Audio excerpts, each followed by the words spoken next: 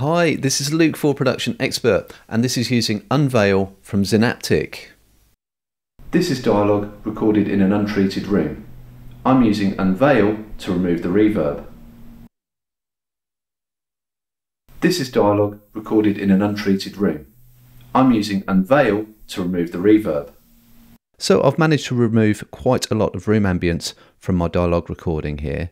So I have my focus control turned all the way up, and that is the main de-reverbing control. So up is less reverb.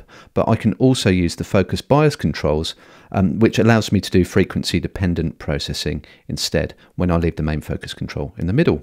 Then I have further controls for localize, and that allows me to reduce the level of volume modulation or pumping.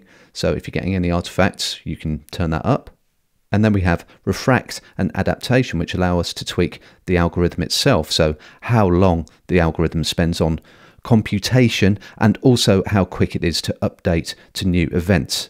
And then after that, we have presence, which is just what you expect it to do. It just gives you a lift in the high mids, and it can work especially well on voice, although in my example, I'm finding it sounds better just a little bit lower down. This is dialogue recorded in an untreated room. I'm using Unveil to remove the reverb.